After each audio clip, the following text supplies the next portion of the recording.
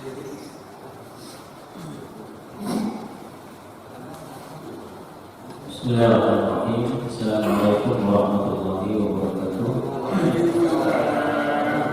Alhamdulillah, nahmaduhu wa nasta'inuhu wa nastaghfiruh wa na'udzu billahi min shururi anfusina wa min sayyi'ati a'malina. May yahdihillahu fala mudilla lahu wa may yudlil fala hadiya lahu. La ilaha illallah wahdahu la syarika lahu wa asyhadu anna Muhammadan abduhu wa rasuluh. Allahumma shalli wa sallim wa barik ala nabiyyina Muhammadin wa ala alihi wa sahbihi ajma'in. Teman-teman sekalian, bapak, ibu, para ikhwan, akhwat sekalian yang semoga dimuliakan dan dirahmati Allah Subhanahu wa taala. Alhamdulillah, pada kesempatan kali ini kita bisa tetap melanjutkan kajian kita di kisah-kisah dalam Al-Qur'an. Dan yang terakhir kita sudah menyelesaikan kisah dari Nabi Musa dan Nabi Khadir. Dan insyaallah pada hari ini kita akan melangkah ke kisah selanjutnya, yaitu kisah dari Dzulqarnain. Kisah ini langsung Allah Subhanahu wa taala sebutkan di dalam Al-Qur'an setelah kisahnya Nabi Musa dan Nabi Khadir. Tadi dalam surah Al-Kahfi sebagaimana yang pernah kita sebutkan. Mulanya Allah Subhanahu wa taala menyebutkan wa yas'alunaka 'an dzil qarnain. Dan mereka, wahai Muhammad, bertanya kepadamu tentang Dzulqarnain.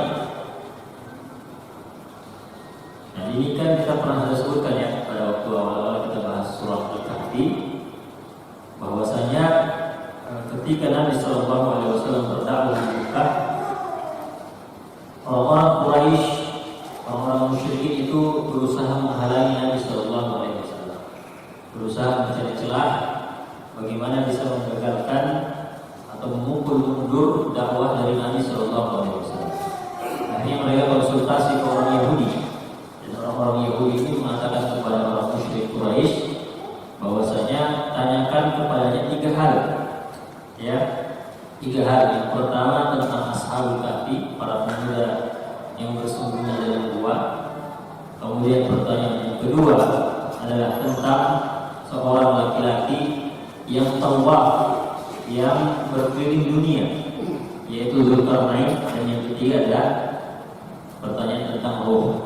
2 pertanyaan awal itu tentang Ashabul Kahfi dan tentang Dzulqarnain, itu jawabannya ada di surah Al-Kahfi. Dan karena pertanyaan itulah kemudian surah Al-Kahfi ini diturunkan. Kemudian pertanyaan tentang ruh itu jawabannya ada di surah Isra. Yas'alunaka 'anil ruh, qul ruhu min amri rabbi wa ma utitu minal ilmi illa qalila. Mereka bertanya kepada Muhammad tentang ruh, katakanlah ruh itu adalah urusan dari Tuhanku dan tidaklah kalian diberikan ilmu kecuali sedikit saja. Di sinilah kemudian Allah mengatakan bahwa yas'alunaka 'an dzil qarnain. Mereka orang-orang musyrikin Quraisy itu bertanya tentang Dzulqarnain. Ya. Mereka bertanya tentang Dzulqarnain karena orang-orang Yahudi tempat mereka berkonsultasi mengatakan kalau betul dia mengaku seorang nabi dan dia betul-betul nabi, dia pasti bisa menjawab 3 pertanyaan tersebut. Kalau tidak bisa berarti dia cuma orang yang bikin orang yang orang yang mengada-ngada, orang yang cuma bikin cerita-cerita saja. Walaupun pada awalnya sebagaimana kita kisahkan, pada awalnya terlambat turun wahyu ini ya, untuk menegur Nabi Sallallahu Alaihi Wasallam, tapi pada akhirnya jawabannya turun juga. Nah, maka kemudian Allah Subhanahu Wa Taala mengatakan kepada Nabi Muhammad, "Qul, katakanlah wahai Muhammad,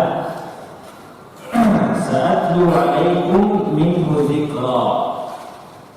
Karena mereka bertanya, maka Allah mengatakan, "Qul, katakanlah kepada mereka, sa'atlu 'alaikum minhu dzikra." Saya akan membacakan kepada kalian tentang Dzulqarnain.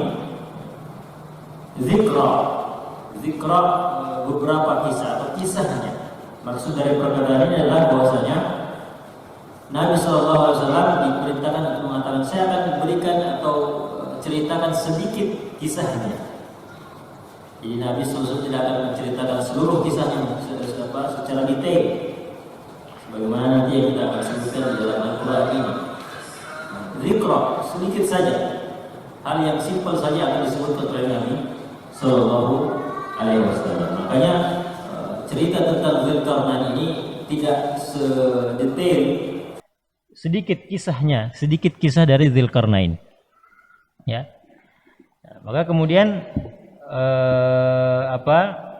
Allah Subhanahu Wa Taala menyebutkan, Inna makkanna lahu fil ard. Inna makkanna lahu fil ard. Kami sungguh kami telah memberikannya kedudukan di atas bumi. Kami tempatkan dia, kami buat dia berkuasa di atas muka bumi ini. Wa atainahu min kulli syai'in sababa. Dan kami telah memberikan kepadanya untuk segala sesuatu sababa, jalan, fasilitas, sebab-sebab untuk kemudian dia bisa mencapai urusan-urusannya atau mengerjakan urusan-urusannya. Nah, jemaah sekalian yang semoga dimuliakan dan dirahmati Allah Subhanahu Wa Taala, banyak sebenarnya pendapat tentang Dzulkarnain ini. Yang pertama, kenapa bisa disebut dengan Dzulkarnain? Dzulkarnain itu kan terdiri dari dua kata. Yang pertama zu itu berarti pemilik. Ya. Kalau kita misalnya biasa menyebutkan Allah Subhanahu wa taala Dzul Jalali wal Ikram, yang memiliki jalal, yang memiliki keutamaan, memiliki kemuliaan. Ya. Kalau Dzulkarnain itu Dzul, orang yang mempunyai dua tanduk. Ya, Dzul itu zu itu yang mempunyai qarn itu tanduk, qarnaini itu dua tanduk. Jadi orang yang mempunyai dua tanduk. Nah, para ulama berbeda-beda pendapat ya tentang sebab kenapa beliau ini dinamakan atau dijuluki dengan Dzulkarnain. Beliau punya nama asli ya, walaupun nama aslinya juga berdebat para ulama atau berselisih pendapat apa atau siapa kira-kira nama aslinya beliau ini. Disebutkan kenapa beliau itu dipanggil Dzulkarnain karena sebab pertama ada yang menyebutkan bahwasanya Dzulkarnain ini adalah orang yang memang di dahinya atau di pelipisnya memang ada tanduk yang terbuat dari nuhas, terbuat dari tembaga. Ya. Ada yang mengatakan betul-betul memang Dzulkarnain ini memang punya tanduk. Ya. Ada yang mengatakan seperti itu. Ada juga yang mengatakan sebagaimana diriwayatkan dari Ali bin Abi Thalib bahwa Dzulkarnain ini disebut Dzulkarnain itu karena Dzulkarnain ini adalah seseorang yang selalu berdakwah, ya, berdakwah kepada manusia untuk kembali kepada Allah Subhanahu Wa Taala. Nah, ketika dia berdakwah kepada kaumnya, ini Dzulkarnain ini dipukul di pelipisnya sampai dia mati. Kemudian dia dihidupkan kembali oleh Allah Subhanahu Wa Taala. Kemudian dia berdakwah lagi, dipukul lagi, ya, sampai mati. Jadi dua kali dipukul lagi di pelipisnya, dipukul di kornnya. Ya. Nah, karena dua kali seperti itu mati karena dipukul di kornnya, disebutlah dia Dzulkarnain. Ini salah satu pendapat. Kemudian pendapat yang lainnya mengatakan bahwasanya dikatakan atau dia disebut sebagai Dzulkarnain itu karena dia berhasil mencapai dua tempat. Ya, Qarnus Syams, dia berhasil mencapai tempat di mana matahari itu terbenam dan mencapai juga di mana matahari itu terbit. Ya. Qarnnya, dia mendapatkan tempat itu ya karena dia berhasil mencapai kedua tempat itu maka dia pun disebut sebagai Dzulkarnain. Walaupun pendapat-pendapat ini tidak didasari dengan dalil-dalil yang jelas sebenarnya. Ya, tidak didasari dengan dalil yang jelas. Tidak seperti Nabi Khadir. Nabi Khadir itu kenapa dia disebut Khadir? Memang ada hadisnya. Hadis riwayat Bukhari. Ya. Summiya Khadir, kenapa dinamakan Khadir? Itu Nabi Khadir ini belum kita sempat sebutkan karena Khadir itu kalau duduk di atas kain yang terbuat dari bulu hewan yang berwarna putih, tiba-tiba kain itu akan bergetar sendiri dan muncul kehijau-hijauan di dalam atau dari balik tempat duduknya tersebut. Makanya namanya Khadir, kata akhdar artinya hijau. Adapun Dzulkarnain ini tidak ada informasi yang valid, tidak ada dalil yang betul-betul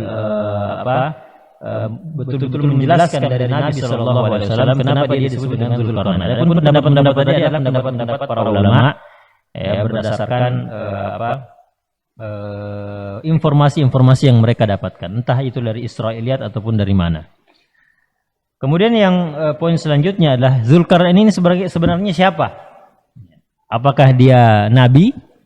Apakah dia orang soleh, manusia biasa? Ataukah dia malaikat? Ya. Jadi ada pendapat yang menyebutkan tiga hal ini. Ya, ada yang mengatakan bahwasanya Zulkarnain ini malaikat sebenarnya. Dia adalah malaikat. Dan ini asarnya disebutkan dari Umar bin Khattab radhiyallahu anhu, walaupun disebutkan bahwa asar tersebut lemah. Ya. Bahwa suatu hari di pasar pada zaman Umar bin Khattab ada seseorang yang memanggil temannya dengan Zulkarnain. Jadi dia juluki temannya Zulkarnain.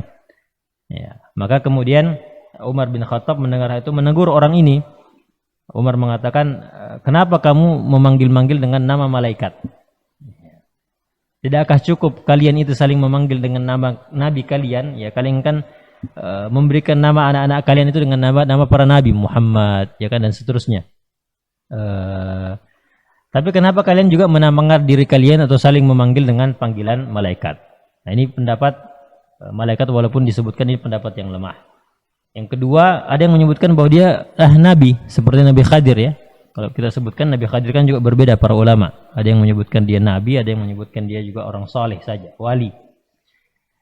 Kemudian pendapat ketiga bahwa Zulkarnain ini adalah seorang orang yang soleh, orang biasa, bukan seorang nabi. Dan inilah pendapat yang paling dipilih, bahwa Zulkarnain ini adalah orang soleh dan bukan seorang nabi.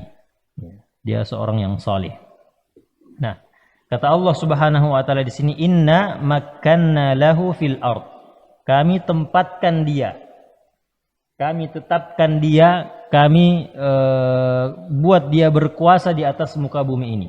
Dan kami jadikan baginya untuk segala sesuatu itu sababa, fasilitas, jalan untuk mencapai semua yang dia ingin capai. Jadi sebagaimana pernah kita sebutkan jemaah sekalian, bahwa surah Al-Kahfi ini ada 4 kisah, yang masing-masing kisah itu mewakili satu fitnah, satu cobaan. Ya. Kalau kisahnya Ashabul Kahfi ini mewakili fitnah ilmu. Ya, bagaimana cobaan dalam fitnah agama. Ya, fitnah agama, bagaimana seseorang itu diuji dan dicoba dengan agamanya. Ya. Ashabul Kahfi seperti itu. Mereka teruji, dicoba bagaimana mereka bisa mempertahankan atau membela agamanya atau tidak. Yang kedua kisahnya Sahibul Jannatain, yang sudah kita juga kisahkan, tentang seseorang yang mempunyai 2 kebun yang begitu luas dan begitu banyak hasilnya. Ya. Nah, fitnah ini adalah fitnatul mal, ya, cobaan terhadap harta. Bagaimana seseorang dicoba dengan hartanya. Yang ketiga adalah fitnatul ilm. Bagaimana seseorang itu dicoba dengan atau diuji dengan ilmunya.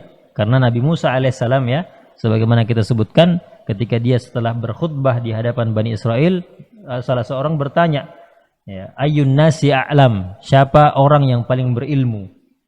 Nah, di riwayat yang lain, Bani Israel itu bertanya kepada Nabi Musa, hal ta'lamu ahadan a'lamu minka? Ya. Apakah engkau tahu ada orang yang lebih berilmu daripadamu? Nah, Nabi Musa mengatakan, la, tidak ada. Tidak ada yang lebih berilmu daripada saya. Ya. Di riwayat yang tadi juga dia katakan, beliau mengatakan, saya yang paling berilmu. Ya, fa'atabahullahu idlam yarudda al-ilmu ilma ilaihi. Nah, makanya kemudian beliau ditegur dan Allah mengatakan bahwasanya ada hambaku yang lebih